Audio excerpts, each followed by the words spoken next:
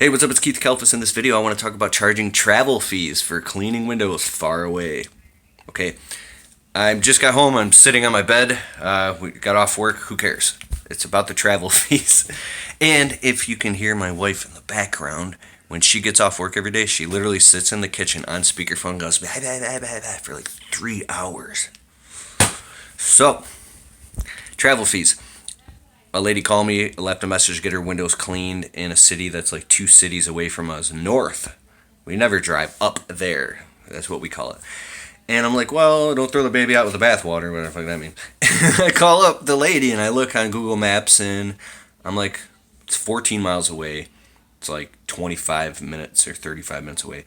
And I said, okay, she couldn't find anybody else. She wasn't happy with the last window cleaning company, which is a national company who did it because she felt like they missed windows or whatever. I'm like, okay, that sounds like our 199 package. It's a 2,500 square foot house, windows inside and out plus screens. I said, but there will be a travel fee because it's so far away. Is that okay with you?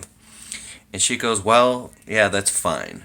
And so I don't know what the travel fee is I'm gonna figure it out. Probably like $40 or something like that. It's just that it is what it is.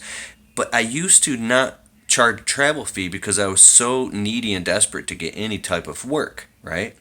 But the interesting thing is, once you've been in small business long enough, and I'm seeing this more and more, it's like priming a pump to a well that once you get that thing flowing, trickle, flow, flood. That's what it's called.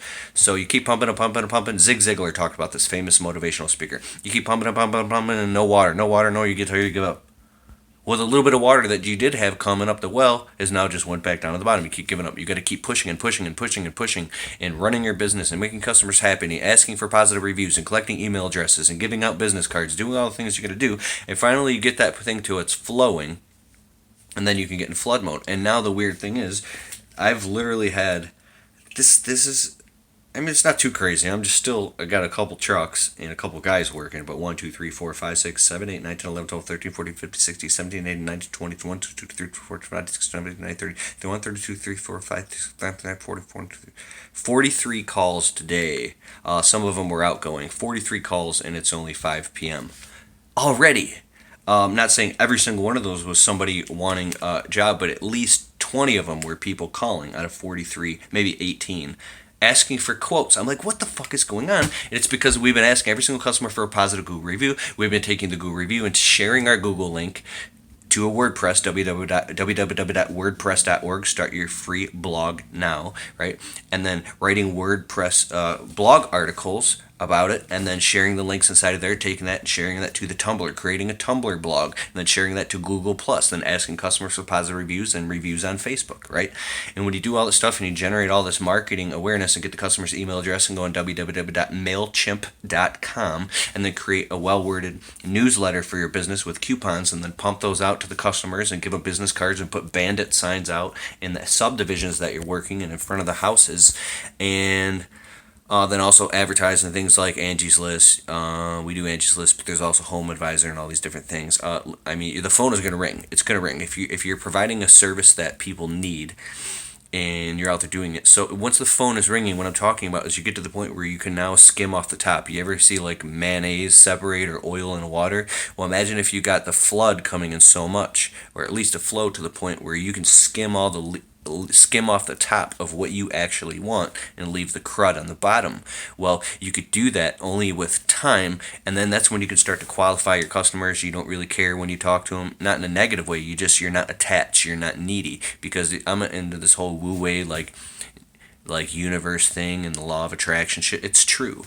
You can look at it any way you want. You can look at it in a completely logical perspective. So I just happen to be chipper today, right? I just feel so damn good to be outside working, and because I started going nuts sitting in this freaking house, bro. And the customer I was bitching about, like 2 months ago, I made this video where I was in my office with my feet up, just freaking out about this customer at this big mansion, and I was joking around saying, no more profit for me. If you saw that video, that customer called us back today and scheduled, and we're cleaning their windows this Thursday for $750. And like I said, it was a $1,200 job. They wanted it done for $600. I was like, no way, $650. And then I started charging them $750 because they want the tracks wiped out. And still, I'll make $500 off of it in a day. But it's still just the principle of the matter is that, I can't believe they actually called back. I think I was hypothetically making it all up because they would always call regularly and then they didn't call for like 6 months. Maybe they were just busy or they forgot. I don't know, but they called back. So that whole video was just me. I don't know, but that's normal. I think that's normal. When there's something in your life that bothers you, it's because you haven't solved that thing yet. If another person you feel is negative or sucks you down or whatever, or is critical or whatever it is, something that drives you nuts, it's just because you haven't mastered that thing yet in your life. That's just a projection or reflection of what's going on inside of you. And I can see it clearly because there's things now that don't even bother me, and I would never even consider doing that. Like a client called me back this year, wanted us to come work for them and maintenance their whole property, landscaping and window cleaning and tree service, whole thing. And I was like, absolutely not, no way. You can't afford us now. He can't afford us. But what I meant was the price that you're not willing to pay for the amount of perfection that this this client's expectations were so high, and he wanted it for such a cheap price.